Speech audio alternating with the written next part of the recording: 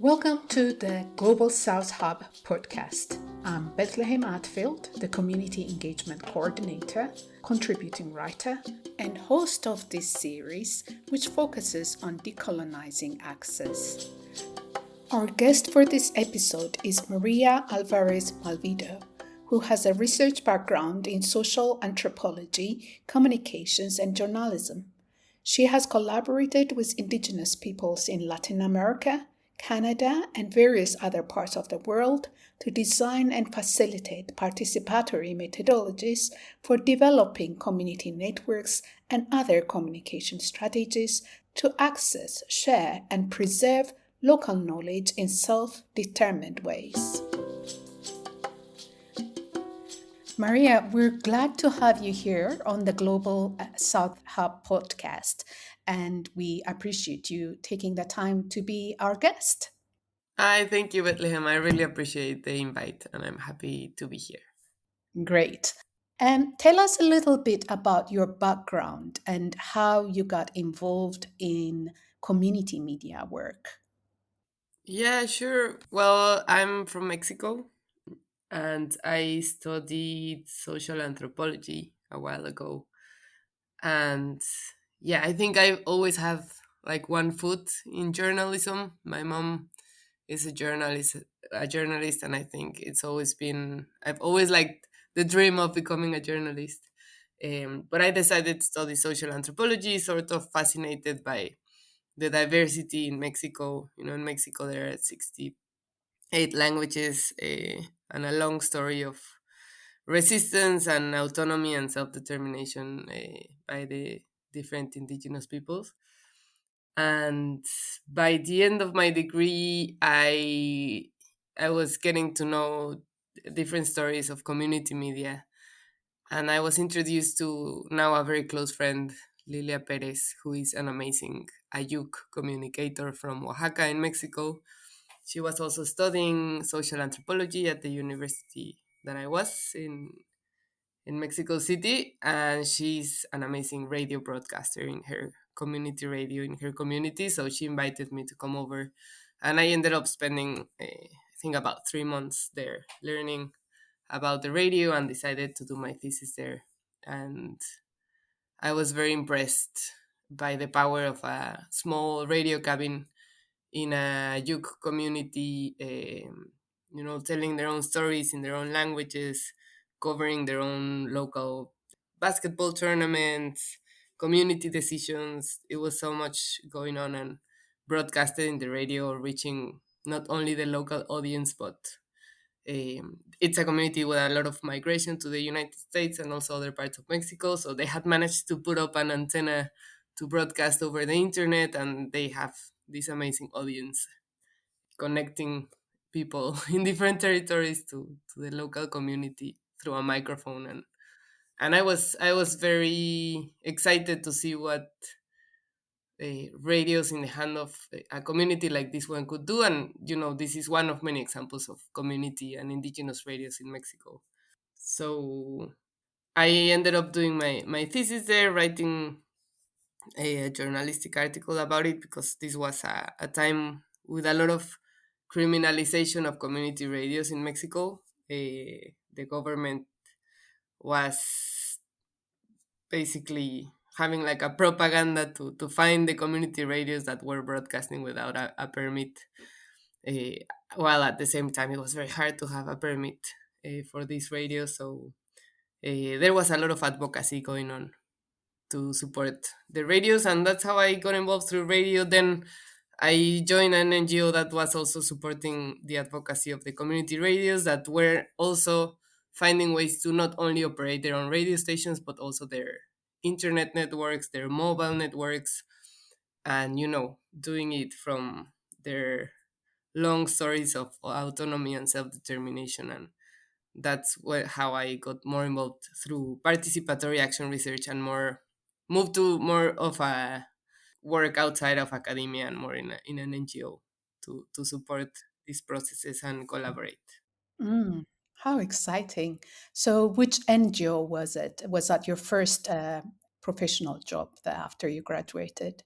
Yes, it was. It's called Redes por la Diversidad, Equidad y Sustentabilidad. It's a local organization in Mexico, and it's a small team, interdisciplinary, I would say, with lawyers who were supporting the legal cases of these radios, and also people from social sciences like me, and yeah, all different walks of life, I would say. Yeah, with long stories of collaboration with different communities in Oaxaca, in Chiapas, in Veracruz, and different regions in Mexico. Right. What is the Catalyst program, and what inspired you to document stories of Indigenous language activists?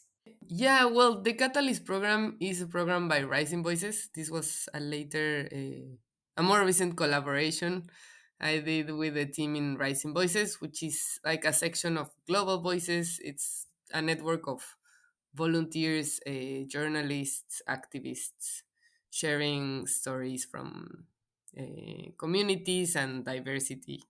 Yeah, way to explain it in short. And the Catalyst program is seeking to get together language activists from communities across the world, who are using digital tools to to support their languages, which are often marginalized languages. And it is through mentorship programs. So basically, I think it does an amazing thing of finding the ways to get people together, and activists themselves help each other, support each other, and mentor each other in their journeys using digital tools.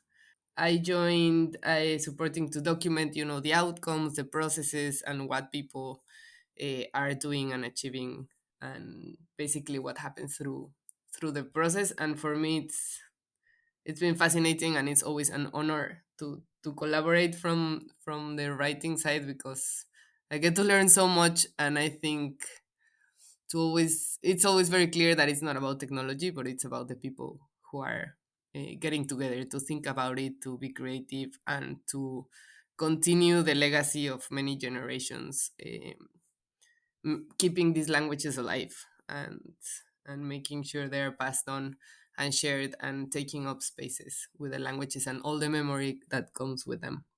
Mhm. But technology does take a large part, although it's not the main focus, right? In what ways do digital technologies reproduce inequalities in knowledge production? And how can we rethink access through more inclusive methodologies? Well, like you said, I think,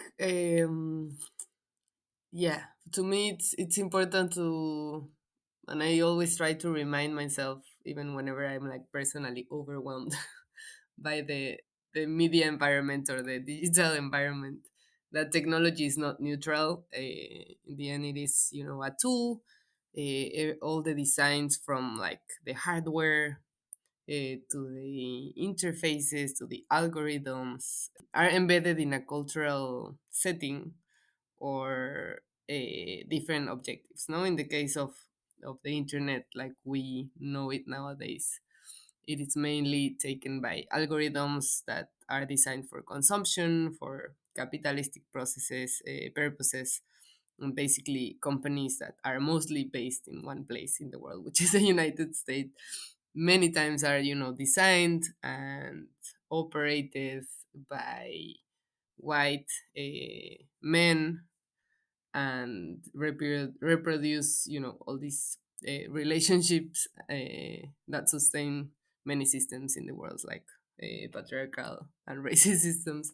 However, I think, or what I've learned from, like, through the process that I shared before, is that even when technologies, have all this weight of where this was designed and to what purposes, I think through processes that are grounded and located in other ways of living, have a chance to, in many cases, reshape how these tools or these platforms are used, such as the way that language activists are using social media, for example, to position their languages, to share their content, to share their stories. So I think it's always important to see it as a tension, as a constant tension between the inequalities that these technologies reproduce, but also the pushback that people can do through collective processes, through reflection, and through grounded uses, grounded in the diversity of the territories, of the languages, and ways of inhabiting this world. Right. And what other ethical issues are involved in representing Indigenous people, particularly when you enter a community as an outsider? Hmm. Well, I think this is a very important question, both in the NGO environment and in the academic environment. And I think first it is very important, or to me at least, I can speak from my experience. Uh, it's, to really have clarity that as a non-Indigenous person, I'm not representing anyone, any Indigenous people or Indigenous identity, and referring to Indigenous peoples, as a political identity, because of course e- every Indigenous peoples use different names to talk about their identity, and I think that's very important to acknowledge. It's time that both academy and NGOs really be accountable of not claiming that representation when it's not appropriate. And in the other hand, I think, to me, a very important like principle as a non-indigenous person collaborating with indigenous peoples is, to not go where you're not invited. Yes. So basically, that these collaborations always starts with an invitation or an interest from the community or from the local collective or the whoever you are collaborating with, that it starts from their end, because I think that's, I don't know, that's like the right first step for any collaboration, given a history, of extractivism, of white saviorism, and many ethical issues that happen and have historically happened through NGOs and academies. So I think those are very like two clear first steps. And of course, it's not only in the beginning. I mean, that doesn't solve the whole process. I think it's important to always, or what I've learned, is that it's like a continuous reflective process where you have to be very honest about your commitment, why you're there, why you're interested in collaborating, and to be ready to acknowledge mistakes when the people that you're collaborating with tell you, and to understand yourself in a continuous process that it's like most importantly relational, and all the care that comes with that. Yeah, interesting. Do you have, can you remember an experience where you messed up culturally or made a mistake and you had to apologize? Yeah, and I think it's an important question, and important to to things to name and to share. And I remember in one of my first months, possibly weeks, maybe months of collaborating in this with community radios and community mesh networks, that there was this collaboration with a community based in a long story of trust and with the organization, but I was new there. And I remember that at that time, when I went to spend time in the community and we were starting to think about with them about a local network, with a local server, there was at the same time someone from a university from the United States doing a research. It was like a coincidence. And I remember this person, had was very interested in what was happening in parallel with us thinking with the community about a local network operated by the community. And this person was very enthusiastic and reached out to me like, hey, I think, we can get some funding and um, do this research uh, about, or like talk about this that is happening. And I think I was very naive in that point, and I had yet a lot to learn. And I was easily caught in like, this sounds great, there can be funding from outside, this can support the process. And I think I took some steps. In the end, it didn't happen, and I'm very glad it didn't happen. But I think I was like individually thinking how this is a great idea. And we moved on with, like, I think a couple of steps, like starting writing a proposal. That proposal got to someone else in the university, and then luckily, or I don't know if luckily, but it had to happen. I had a conversation, with a community member saying like, "Oh, so this is happening, and this would be great because so and so." And he was like, "Whoa, whoa, whoa, stop!" You're doing what, and with who, and with whose permission. And it really synced in. And of course, I'm naming it because it's important to name the mistakes, but it's something that I look back and I even like feel like, oh no, like a big embarrassment and nervousness from the past of how things can be really harmful. They were like, how would you want funding from the US and from this university, and how would you know? And luckily, because there was like a lot of trust. And uh, I think, yeah, something important is that the process go beyond the funding timelines or project timelines. That when you really take it as a relationship, it's like they were very like, okay, you made a mistake, nothing happened, we could stop it in time. And of course, I learned from it forever. It was like a big learning from me, like, to really don't take that place, to hold on the enthusiasm when things sound right. And it's never, my place as an outsider to make those decisions or to move forward with those ideas. It's always about the people in the community, and it's for them to decide what is beneficial and what is not. So it was a huge learning that I think has been with me. Luckily, it stopped there. Yeah, I can see when you're passionate about something, it's easy to get carried away and wanting to, advance the cause, and yeah, losing a little bit of sight sometimes without having to consult. Yeah, so I see what you mean. Yeah, interesting. So are you presently working at, is it Awana Digital? Yes, it's a Wana Digital. Tell us about your work there. What does your collaboration with Indigenous communities to empower women look like? Some of the projects you've done with them. Can you please tell us about it? Yes, of course. I'm happy to share. Awana Digital is a small organization. We're a team of 15 people in different geographies in the world, and we collaborate with Indigenous peoples, co-designing technology for mapping and monitoring processes.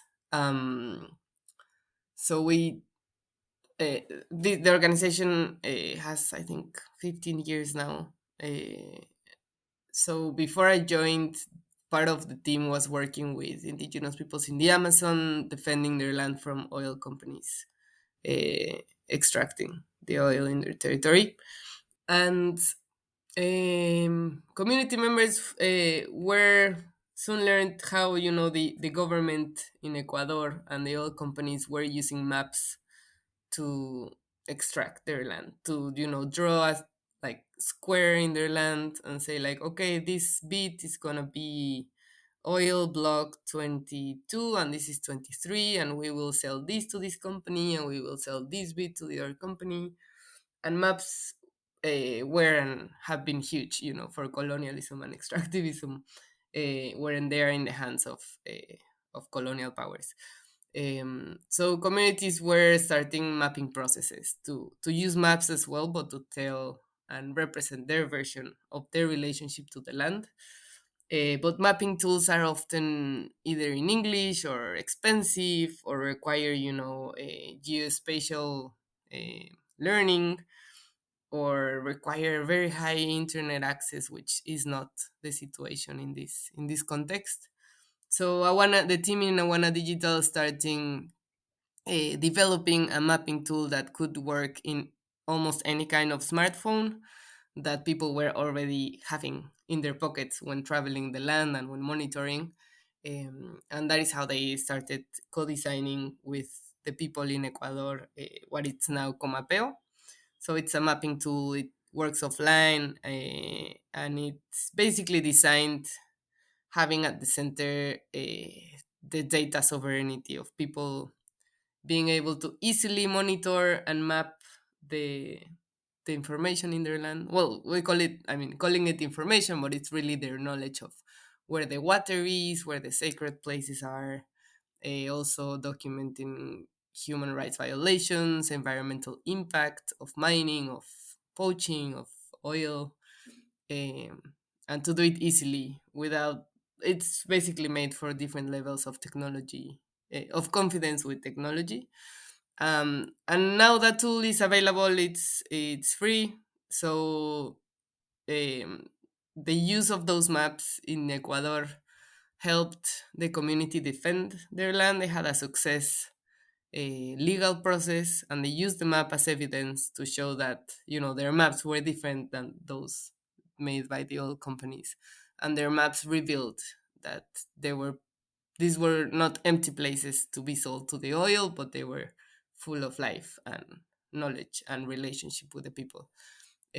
So now many people in the world are using Comapeo, and I'm supporting some of these people and indigenous partners using Comapeo to defend their rights and their land. And in these processes, as I was saying, sometimes technology, or many times technology, is associated with or holds up lots of the men roles that men carry in different contexts in the world, and so has maps and map making. But a lot happens, when women participate, and I can say that the most successful processes of mapping and monitoring always are either led or involve women, like genuinely. And I've seen it very clearly in the maps. When maps are only made by men, they basically miss out half of the knowledge and information of the territory, because from culturally gender roles, women hold specific knowledge that if it's not included in a map, then the map is incomplete. From the knowledge of the river, from fetching water, the knowledge of the medicinal plants, for example, or the seasonality of certain plants, trees, sacred places, stories. So in many of these processes, women involved in mapping have amazing power in positioning their knowledge and making the maps better for the whole community, for the whole defense of the land. Also acknowledging women collectives, and also women leaders leading this kind of mapping work. How interesting. I would never have thought that gender could be a factor in mapping. um, It's very important, of course. Gender also, age, involving elders, involving youth, yeah, the different knowledges in the community. yeah. So now these apps are used all over the world. And is it the communities that reach out still to you to um, ask for consultation to build projects for them? Is that how it works? The idea is, so there are certain partnerships that have been deep relationships with the organization for a long time, which is the partners who we co-design the app with. So we learn a lot from how they're using it, how it is not working, how it is working for them.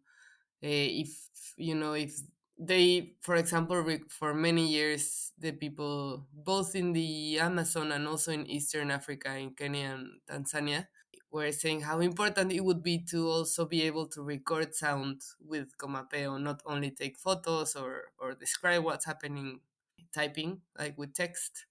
So the tech team in the organization spent many years adding a new feature that it's the audio recording. And it is with those, like, deep relationships and partnerships that we co-design Comapeo, but the idea is to make Comapeo as easy as possible for people to use it without requiring to go through us. So the tool is downloadable online, downloadable on the Play Store for Android, and we are documenting as much and as easy as possible for anyone in the world to just use it and customize it and translate it. It's a work in progress, and we're working to make it as as smooth as possible. But the idea is that people can use it without having to go through us. But of course, collaborations are important to us, as I was saying. So we do have some partnerships, and at the extent of our small capacity in the team, to support them more closely, to have in-person trainings or in-person co-design sessions where we learn from them, and they help us improve the tool while they are the ones like piloting and using the tool for their own projects. um, and also, yeah, learning how to make it as customizable as possible, because it is the same tool that it's being used, for example, in the Amazon, like I was saying, in a context of people monitoring oil spills and gold mining, as it is being used in by the Maasai in Tanzania to document their seasonal movement through the land in the face of evictions, or the same tool that it's being customized and used in Kenya by the OGIEC to do biodiversity monitoring, like a community-led biodiversity monitoring. So the idea is, we're always asking, how can we make this more customizable for people to shape it to their own needs and desires. But I think in the end, there's a common goal of taking care of the land and mapping the knowledge that already exists in the hands and the memory of the community. I recently came across your article in the anthology, The Digital Lives of Greater South Languages. And I found it very fascinating, especially how you frame technology as a political force and illustrate this with testimonials. Could you please elaborate on this concept? Yes, of course. And this is the result of, like I said, my master degree that I did in at the University of Alberta in Canada. And I think, again, this, I would say, is the result of a lot of unlearning and relearning from the Indigenous scholars at the Faculty of Native Studies there, and also through these collaborations in Mexico and also in Alberta, eh, of how to do better collaborations through the academy, and to think of knowledge, of a co-creation of knowledge that benefits the people who participate in research, that I think in the academies are almost like by design individual, or have like an author or an individual outcome, like a degree. Um, so I learned about this methodology. The indigenous scholars and different scholars are doing, I think, an amazing work in reshaping how things happen through research in the frame of academy. And I didn't came up I found some work using testimonio as a narrative methodology, that basically it seeks to acknowledge, the people's stories, the knowledge in people's stories in their own terms.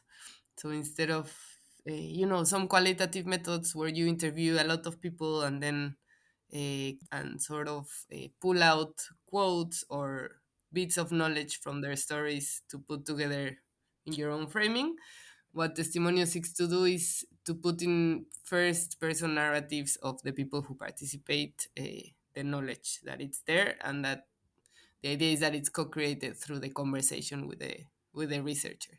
So in my case, because I started my master after some years of collaboration, like I was saying, with community radios and community networks, having amazing colleagues and friendships with indigenous communicators and artists. And I was also meeting amazing people in Alberta, and I was dreaming of, getting these people together to share their journeys. And it was something, imagine to actually ground happening. I still dream of it. But I thought of, documenting the stories from three activists, communicators in Oaxaca, and three indigenous communicators, filmmakers, and video game designers in Canada. Eh, and to be more concrete, the way it works is I designed like three very open questions, inviting them to share about their journey, how they got to do what they do, what's important to them, and also with the last question of how non-indigenous people can, support and collaborate with these kind of journeys. And it became like a very long, not very long, but like deep conversation with each of them that I then transcribed, removing my questions and sharing them as first person narratives in the thesis. So the idea is also that the reader can engage with the story with their own learnings, with their own embodied experience, commitments, questions, and relate to the knowledge that it's there, which is, it's exciting and to me very important and relevant in this moment. And all these questions involve a question about digital technology and how they are using it, challenges, opportunities. And it's great to learn, to me it was great to learn that even in very different contexts like Oaxaca and Alberta, there are some similarities regarding relationality, collaborations between elder and youth, and a common collective good of the community when it comes to using digital tools. Yeah, amazing. So, do you think these records have the capacity to transform academic spaces? Or what do you think is missing in the way academia decolonizes knowledge? It's a, it's a big question, I think. From my learnings, I think something that was very relevant to me, and I think I wish it continued to happen and to get better, coming from social science like social anthropology, where when I studied it, I remember teachers and lecturers telling me insistently that it had to be a science, that I had to be objective. And I was back then very conflicted by it, but I didn't have access to, other scholars that were contesting that, and reclaiming the importance of subjectivity, the importance of, as a researcher, putting out there who you are, your privileges, where you stand in, the systems of oppression, of privilege, what's at stake when you're a researcher, that you have, a body, an embodied experience and history.